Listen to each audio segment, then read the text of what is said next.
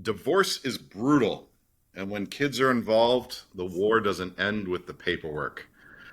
Your best friend turns into your worst enemy, and she knows all of the buttons to push, and suddenly you're fighting over money, time with the kids, just about anything. Anything worth fighting and not worth fighting for. Sometimes it's just about getting something over on the other person. And then co parenting, and then if you have a kid, co parenting should be about raising your kid together. But I think for a lot of fathers, it feels more like a battleground. You try to do the right thing, but it never seems to be quite right. And what do you do when the other parent keeps playing games? And how do you move forward without losing yourself or losing your connection to your kids? Some people say just collaborate. Others say do parallel parenting. But what does that actually look like when you're fighting that battle? Today I'm joined by JP, a co-parenting coach who helps parents move from conflict to collaboration. He's been in the battles, he knows the struggles, and we're going to talk about strategies for making co-parenting work even in high conflict situations. So, welcome, JP. Thanks. Thanks for having me. It's a pleasure to be here. I'd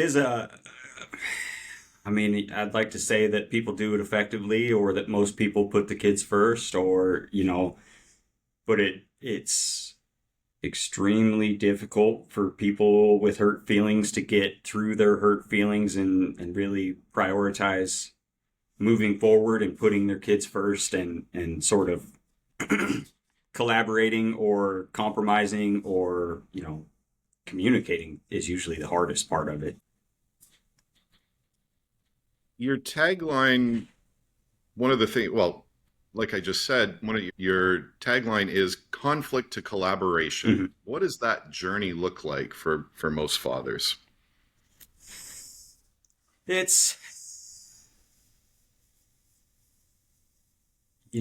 for me, it was just as much of getting out of my own way and accepting the things that you're not going to be able to change. You know what I mean? You're not going to be able to, you can be triggered if you don't know what your triggers are.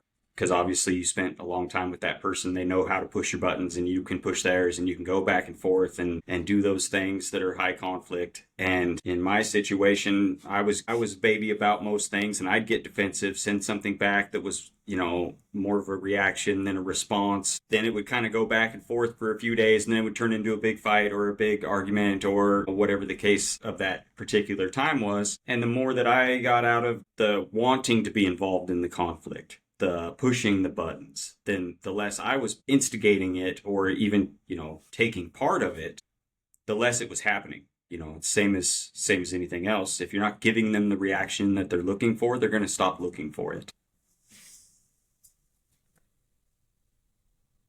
What what led you to coaching parents who are looking to co-parent? Uh, it was so I grew up in and around the AA system because my dad got sober when I was like 5 years old. So I'd spent, the majority of my childhood in this community of people that were trying to, get sober, have sobriety, do the same thing. They all had the common interest and they were all helping each other get to the place and avoid the booby traps and all these things. And a big part of that was having a sponsor. And my dad sponsored a lot of guys and a lot of people and did that stuff. And so then that kind of, is a correlation to how coaching works. You know what I mean? You're looking for a community of people that are in the same, distress that you are or looking to get the same outcome that maybe you have gotten and stuff like that. And then as we would go and do things in our community, my daughter's dance recital type stuff, sports, school stuff, that all that stuff, people would come up and be, that were around us would kind of say things like, I wish me and, my kids' other parent or the other parent or my ex or whoever could get along or talk or be in the same room or, that kind of stuff. So then it kind of evolved into just having conversations with people that I knew socially or acquaintances and then working with them to sort of figure out what booby traps they're constantly falling into and that kind of stuff. And then now it's evolved to online because it's something that I'm passionate about and I enjoy helping people live better lives. You've mentioned booby traps a couple times. What do you mean Mhm. by that? Well, I mean, there's a lot of, similarities for everybody, whether you're the wife, the husband, the mother, the father, been divorced for 10 years, been divorced for a year, these certain tendencies kind of relate to everybody. And so, how you're communicating, whether you're reacting or responding, whether you're allowing them to, you know, if you do drop off and pickups at, say, McDonald's parking lot or a grocery store parking lot or at the park or something like that, a lot of times people will sit there and let the other person lose their mind or freak out or do all these things, and get all this attention and do all, have these big blow ups. But nobody says that you have to sit there and take abuse and you have to sit there and let them freak out. And one of the other deals that people kind of fall into is the double standard. If you don't want them stalking you on Facebook, don't be stalking them on Facebook. If you can do whatever you want when you don't have the kids, they have the same, capacity to do whatever they want when they don't have the kids. So don't be driving by their house on Sunday morning to see if there's a car parked there because they had a date, or you know what I mean? All these different things. And these are just common booby traps because all it's doing is either giving you ammo to start a fight or start a conflict or hurt your feelings and make you mad or upset or sad or depressed. And then that's not going to help you move forward and be parents either. It sounds like one of the things you're saying, one of the philosophies I believe is when you point the finger at somebody else, there's three more fingers pointing back at you. Right. So if you're accusing somebody else of doing something, Mm-hmm. often on some level you are doing the same sort of thing. Yeah, projecting more, pretty much. Projecting, yeah. I don't ever remember driving by my ex's place to check out what she's doing, and I don't think she did that to me, but I do remember her trying to take the kids away from me and keep them away. So how do you navigate a situation like that where you're not sure of where you are projecting that, but you're getting that energy back? It's difficult. And everybody's dealing with different, specific instances depending on their relationship, how much healing they've done from the relationship and all of these different things. But one thing that I see, especially with dads and men, is that they don't document or keep track of a lot of these things as well as I think that they should, and as well as they realistically need to. Because if you go through the system and everything's laid out in your court paperwork, you know what I mean? And it says this time, that time, here, there, all of these different things, regardless of what they feel like or how they want to hurt you, they don't actually have any legal right to not let you see your kids on your scheduled time, to not do these things. And then,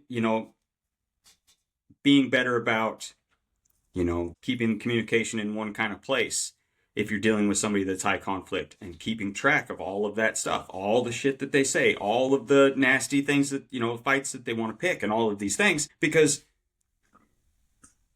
your situation can't change unless you actively make it change. But if you don't have the information to give to the system, it's just you against her, and you're just sitting there, having a high conflict situation in the middle of a judge or in front of the courtroom or all these different things. And so control is a big part of it, especially for the dads, because they feel like they lose control, and then the moms typically feel like they have more control because they get a certain label of, custodial parent or this or that, or, whatever the court system says. But, if you're vigilant about your communication, that you're not doing these things, that you're not the one instigating and all, and, documenting all of these other things, it's better to go third party than to try to deal with these things yourself, because you're just going to end up getting in these big old fights and it's not going anywhere. So if it's your scheduled time and she says that, or he says that they're not letting you have your kids because, your kids don't want to go, or this, or whatever they're saying, I mean, the sheriffs will go get your kids for you because legally it's your time. It went through the court. The judge said that this is your scheduled time. And I mean, it's obviously not the ideal situation that you want to have happen, but everybody needs to be held accountable. You've said the trauma is not your fault, but the healing is your responsibility. So how does that factor into co-parenting, and I'm especially thinking about high conflict situations? A lot of people, it seems like they're not willing to let the relationship die and grieve it and let it go. And, mindset's a part of that. The way that language that you use is going to be a part of that. Intentions are a part of that, And so if you're seeing everything through this lens of that's the person that hurt me, betrayed me, left me, cheated on me, took my kid, you know what I mean? The anger, the animosity, the hurt feelings, and all of these things that you're still holding on to from the relationship, it's hard to move forward and accept that you're a single parent, or that, they're not your ex, they're the other parent.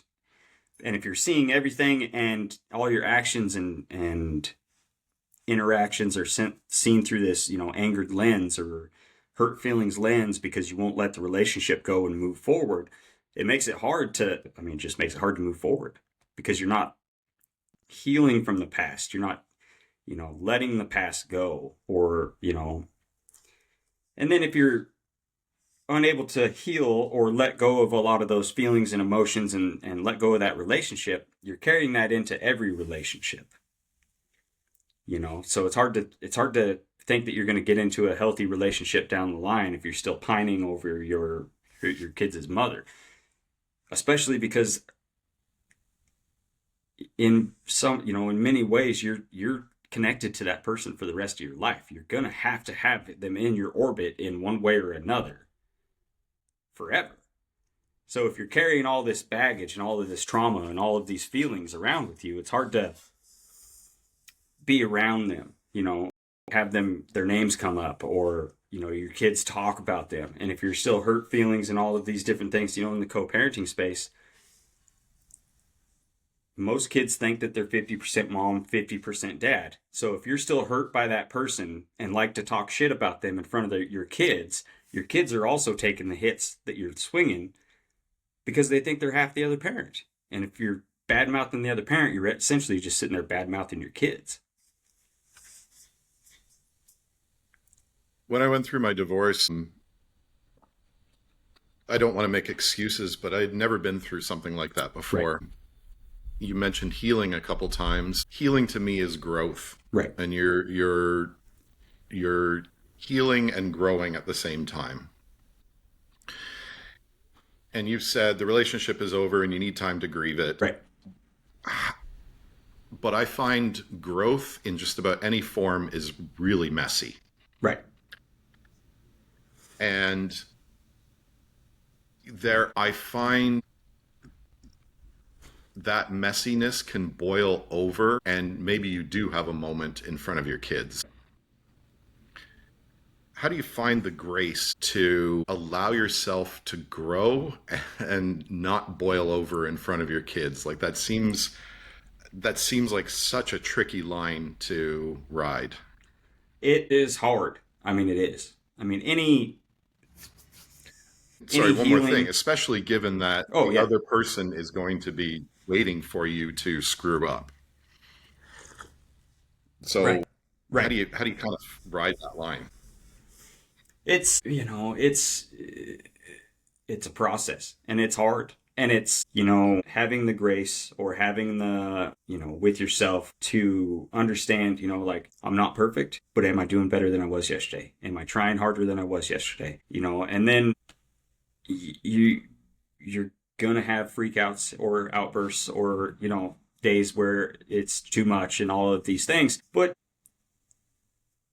understanding that is part of the process. If if you've never dealt with loss and you have a parent die or a sibling die or somebody like that, like the grieving process is messy. And understanding that it is messy and it can be messy makes it a little bit easier to have the understanding and the care for yourself for when you do kind of have the messier parts of it. And then, doing things in front of your children. Kids are smarter than a lot of people give them credit for. And so, in the moment, you might say something, do something, have a freak out, badmouth the other parent, all of these things or whatever. But when you calm down and when you settle down, being able to talk to your kids and be like, hey, this is what it is. I mean, depending on how old they are, whatever age appropriate is, you can tell your kids like, hey, I'm just having, a tough time. I didn't really mean what I said, but ignoring it is probably not the best route to go because your kids are just kind of left to decipher what happened on their own. And that could either be positive or usually negative because you don't know how they're going to take it, but you can usually take them later when you're calmed down and be like, hey, I just, all this pressure, all this stuff. And, most kids are going to understand because most kids have freakouts too. I I know I had an outburst at one point, and when my oldest was about 13, I took him for a walk, and I apologized for my behavior, and I know that went a long way with him. And I know that a lot of parents don't apologize Right. when they screw up, and I think that's very, very healing in the moment. Right. Right. And I've been there, when my daughter was pretty young, 3 or something, and we were doing that revolving door or carousel of, poking back and forth, triggering each other, and then it turned into a big blow up, a couple weeks later, a week later, after we've been needling each other for a while. And so I'm in a screaming match with their mom, outside walking around the backyard or whatever, and I look over and my daughter's crying, and I'm like, this is not where I want to be. This is not the example I want to set. And this is not the kind of life I want. I don't want to be an anxious, mad, sit here in my hurt feelings all day, every day and do these, I don't want this life, And, there's been other times where, as she's gotten older, where things didn't work out the way that we'd all planned, or I was getting frustrated, didn't sleep well, whatever the case may be. And it's like, I'm sorry, sorry, baby, but I'm doing the best that I can. Today is about just trying to do the best that I can. And I know it's not what you deserve, but I'm trying. And she understands that because not everybody's on, at 100% every day. What are some tips you have for letting steam off, not in front of your kids? Being physically active is one. Usually,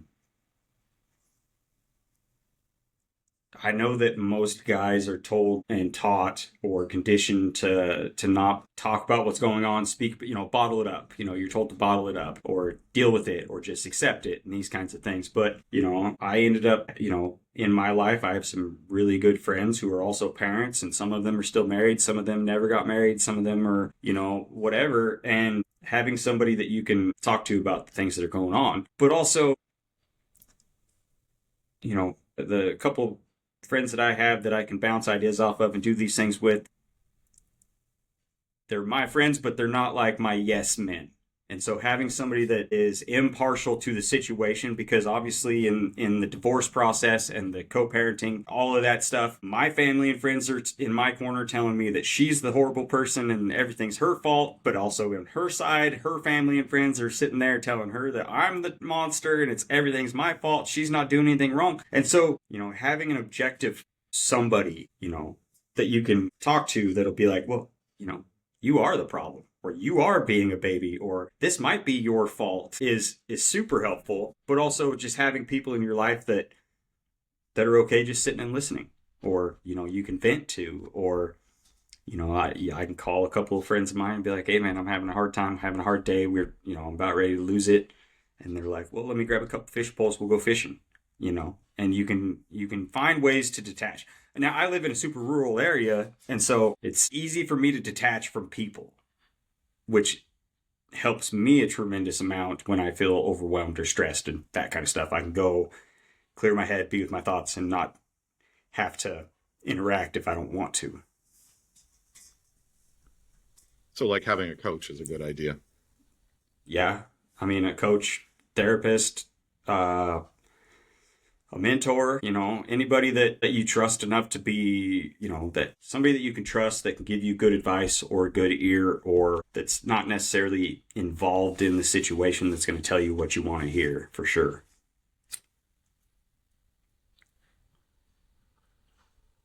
It felt like I was competing with my ex when we were going through the divorce process. It was like, who can win the breakup? Right. And I think that was a big part of the conflict in co-parenting and just going through the process. Like my divorce took, God, 5 years, 6 years, Mm-hmm. better part of a decade, I would say. Which is, we were only married like 7, 8 years, and then for a breakup to take nearly The as same long amount of as time. yeah, it's wild. So how do you move from that competition? And it wasn't, I wouldn't even say it was about necessarily the money. It was just about dominance. Right. So how do you move from that competitive phase to actual competition when the other parent refuses? It's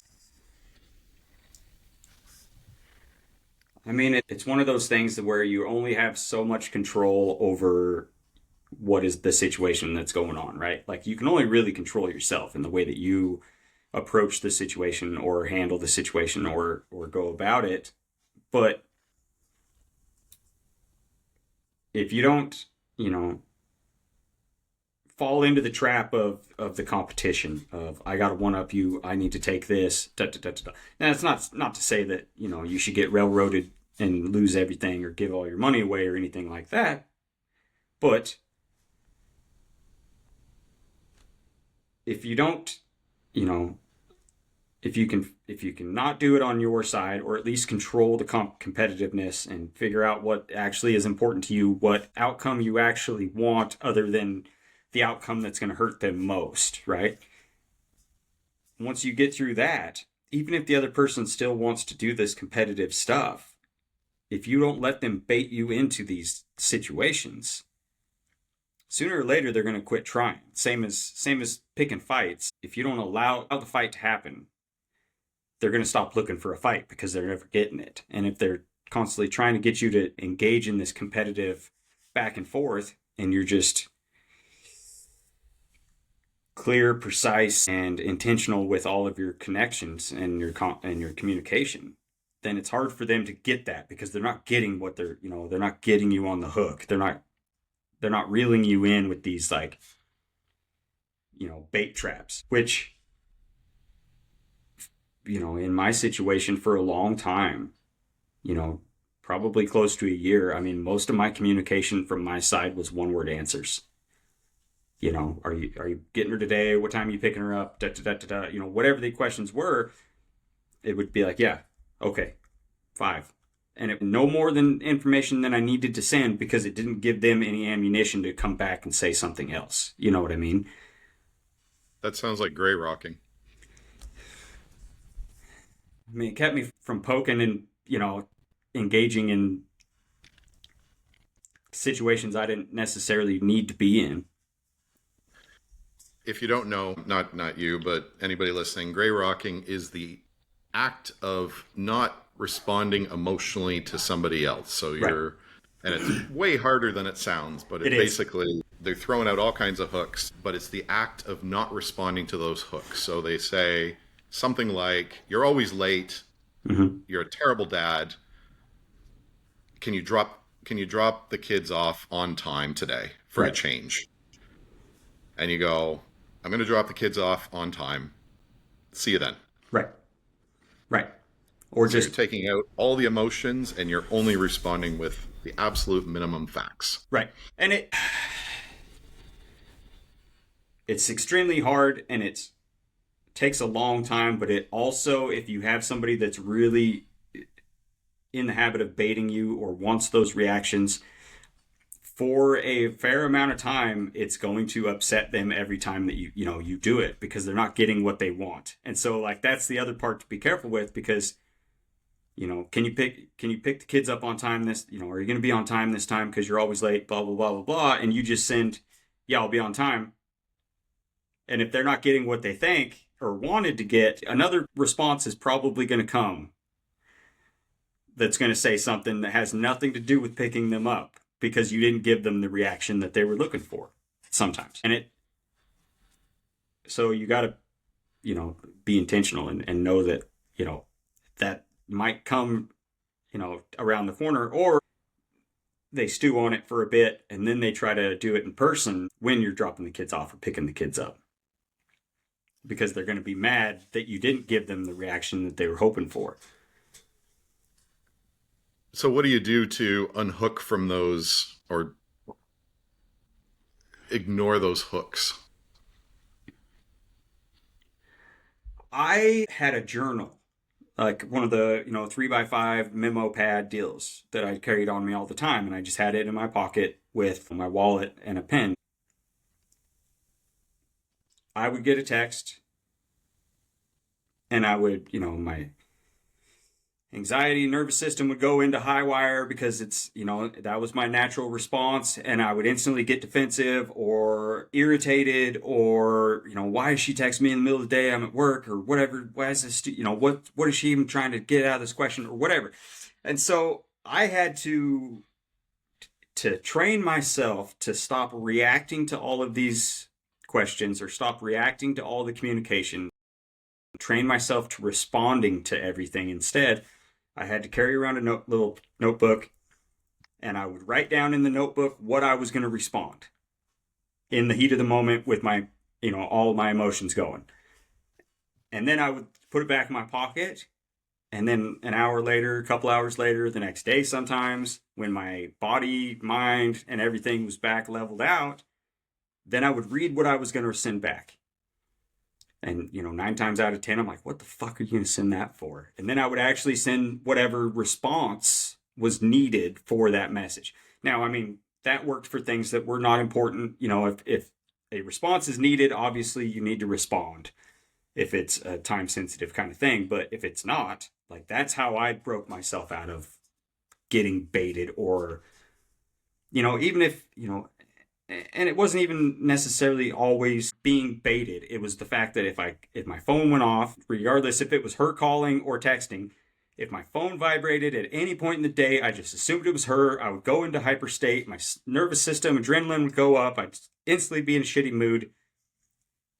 And I would be defensive and send something that, related or not to what she asked me. But I was reacting all the time. So I had to train myself to stop reacting.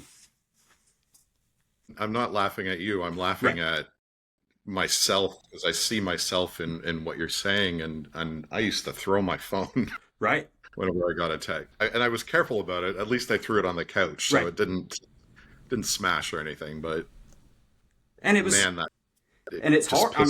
It's and like, and I'll tell you a story, and this is how, like, defensive and emotional and everything, and why it was like more me than her. So I'd get a text, Wednesday, we'll say at noon, and she'd be like, well, what time are you going to get off work and pick, our daughter up? I would instantly get defensive, and mind you, I work in construction. I could be home by 5, I could be home by 7, I could be home by 4, depends on what the day entails and how far we're out. So it was a valid question to see what time I was going to be in town to pick my daughter up, right? And so then I would send something back like, I get done when I get done, or, I get done about the same time all the time, da-da-da-da-da-da-da-da. And then it would go back and forth, and that was me reacting, being defensive. The entire purpose of her asking what time I'm going to be home had nothing to do with me or my job or even really what time I was going to be home. If I get home before 5 o'clock, then she can make whatever she wants for dinner, not have to worry about my daughter wanting to eat it or not, because I'm going to feed her. If it's after 5 o'clock, then she's got to cook something that my daughter will eat because she's going to have to feed her before I pick her up. So, I'm not even in her thought process of the text, other than what can I make for dinner? You know what I mean? Can I go out to dinner because you're going to be home early or not? And so, like, that's where I was, reacting and blowing these situations up for no reason. It wasn't even her really poking at me like I needed to be home at a certain time. Because when I stopped, getting snippy back and was able to be like, I'll be in town around 7. And then I just get a text message back that said, okay. It sounds like you're assuming good intent. Right. So you've also said the more I've worked on myself, the easier co-parenting becomes. So Yeah. what does that work actually look like? I mean, there's a few things. I mean, obviously, healing from the relationship, letting go of the baggage and the emotions that were wrapped up in the relationship that we had. And once I was able to just see her as the other parent, interact with her as my daughter's mother, instead of seeing her as my ex or seeing her as the person that I was fighting with all the time when we split up or that I had a relationship with and all these different things. And then working on myself, I got a lot better with being able to communicate effectively and communicate boundaries, expectations, and all of these different things, which the better you can communicate, the better off you are at any relationship, business, professional, romantic, doesn't matter. And then as I learned more about myself, my tendencies, the things that, my boundaries, my triggers, and all of those things, the more that I was able to accept her for who she is and not who I would prefer her to be. So, like, for instance, I'm not a big planner. Day-to-day adulting's not my strongest suit. If I don't forget to put it in my calendar on my phone, I'm probably not going to remember it and all these different things because day-to-day life is my day-to-day life. I don't think ahead, weeks, months in the future. When they go traveling and stuff, it's like, well, yeah, call me a couple times, whatever. My daughter will video call me and this and that, but that's my personality. Now, hers is she worries, likes to know. So when I travel with my daughter, she likes to know when the plane lands, likes to know when we're getting on the next plane on the layovers, likes to know when we get to the destination. Like, you know what I mean? And that's not my personality style, but it is hers. And it's not that she doesn't trust me. And it's not that anything like that. That is just how she is. And so learning about myself and doing work on myself made it easier to accept other people for who they are around me because she likes to be in the know and she likes to have, everything to be scheduled. And, she calls me every, couple months and says, this is what we have planned coming up. And if you want, I can, write it all down on a schedule and send it to you so you can, put it on your calendar, put it in your phone and da-da-da-da-da. And it's like, perfect. Thank you. And then understanding that accepting that I'm not good with a lot of these things. She knows that I'm not good with a lot of these things. So when they're leaving town, she'll remind me a couple weeks before, remind me a week before. Not because she's doing it to be mean or to put me down. I understand that this is not my strongest suit. And I need these things, but I could very easily be upset or mad or offended, like she's trying to control me. You know what I mean? It sounds like you arrived at a place where you and your ex kind of got to know each other a lot better. You accepted each other for Right. who you are. At what point does collaboration become unrealistic and parallel parenting become the only option? And let's define parallel parenting as what happens at mom's house is how she's going to parent, and what happens at dad's house is how he's going to parent. And maybe there's crossover, but also maybe not. What is that line?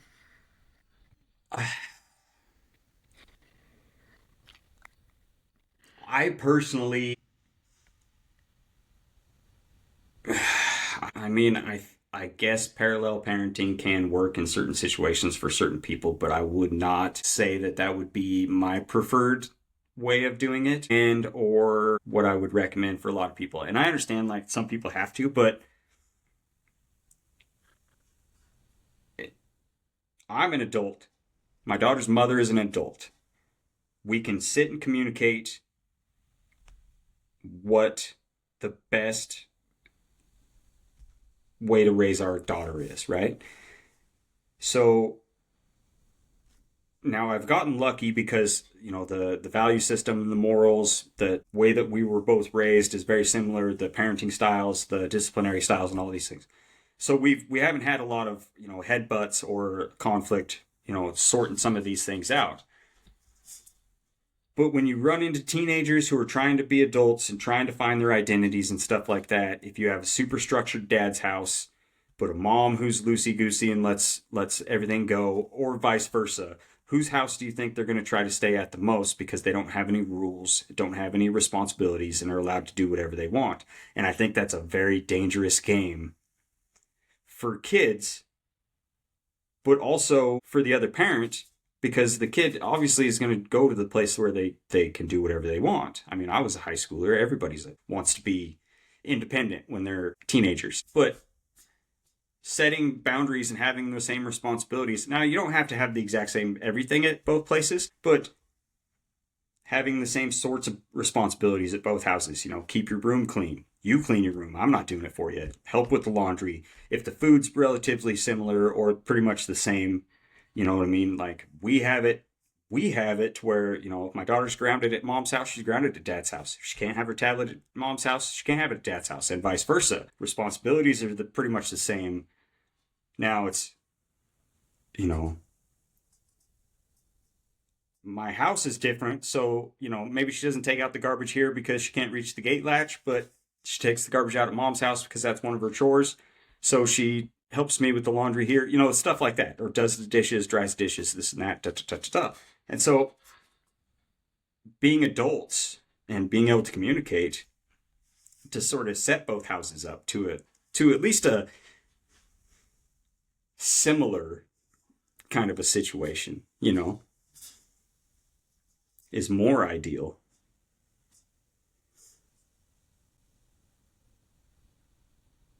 What are some small shifts that dads can start to make today to improve that co-parenting situation?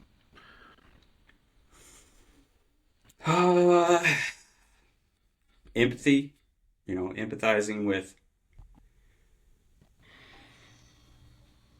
with the situation.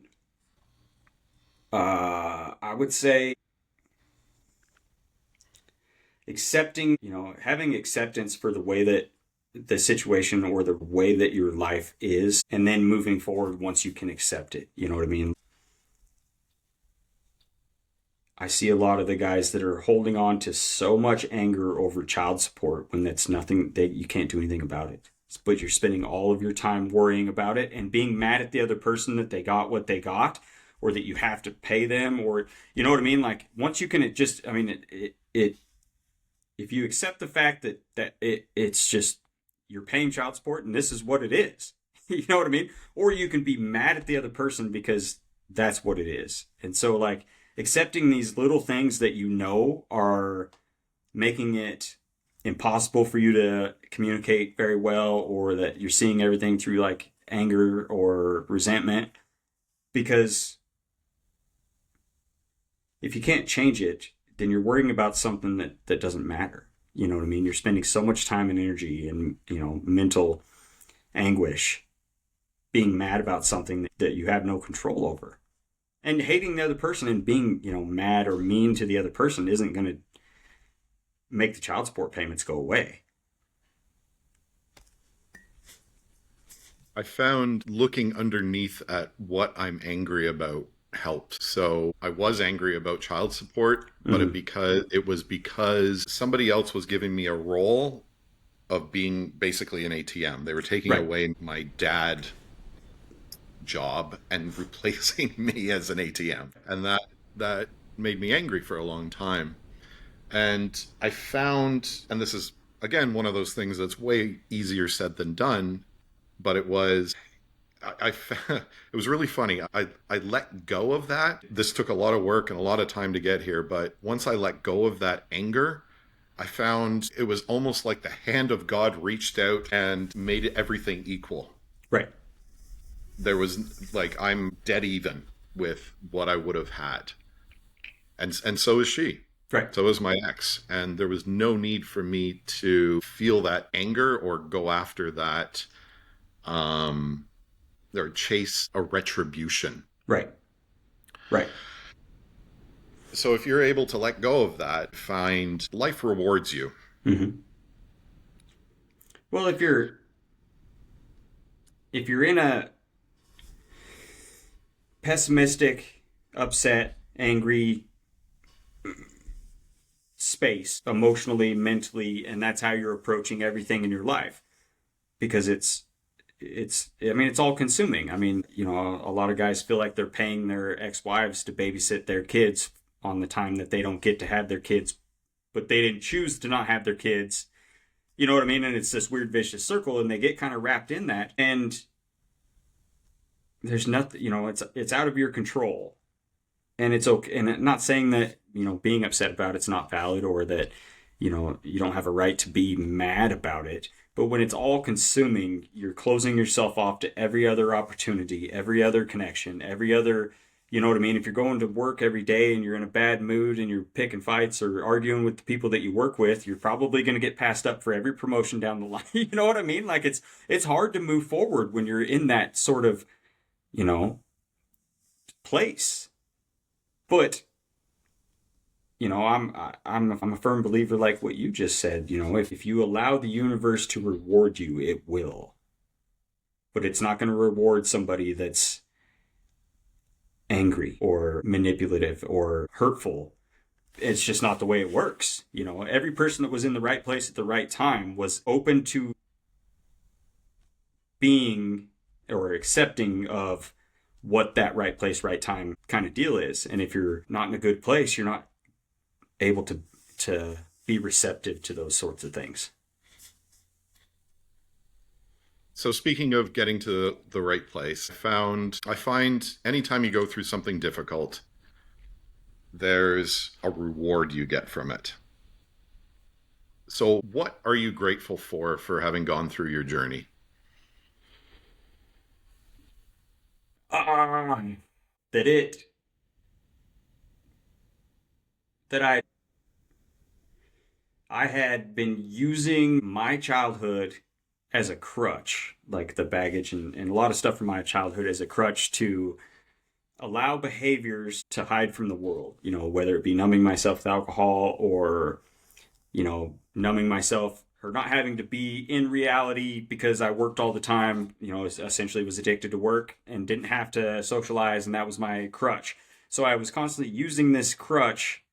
And when my relationship dissolved and I had to see my new reality as a single parent and what kind of parent did I want to be, that kicked that crutch out and made me dissect my childhood, heal from my past, determine what kind of parent I wanted to be, and then start correcting generational current curses so that I didn't pass those down to my daughter. And so then it became a deal where, I'm more receptive to communication with my daughter. I express more love than my parents did. A more attentive parent. I go to all the school stuff and I do the dance recitals and the coaching and all of these different things, which is fulfilling to me in a way that I never really thought it could be. But also growing up in an emotionally disconnected household that, didn't have very much love language, support, these things. But also it propelled me into forgiveness for my parents and understanding that they did the best they could with the tools that they had, and understanding that, none of it was malicious to make me or my brother feel certain ways and all these different things. So it kind of kicked that crutch out and dominoes just started going every direction, because the better that I healed, the more that I healed, the more that I understood this, that, those, and the others, and was able to forgive, everybody for everything that at different points in my life, which has made my life 1,000 times better than it was for 35 years. It's funny how I would say divorce, especially, how much it brings attention to generational trauma and generational healing. Right. Right. And this phrase, it's new to me, but I know it's not new. You're not obligated to complete the work, but you can't abandon it. Right. So it's almost like we have this job to do. And divorce is like, I call it a baseball bat moment, where it's something you can't ignore. Right. And you find inside of it, inside of that work, you find, or inside of that moment, inside of that trauma, you find what work you're supposed to be doing. Right. Yeah. So, where can people find you if they want to learn more about you or work with you? Everything's through Instagram, and it's just at JPMR. And I'll have that link below. Perfect. All right, JP, thanks for the conversation. I Yeah, no enjoyed it problem. very much. Thanks for having me.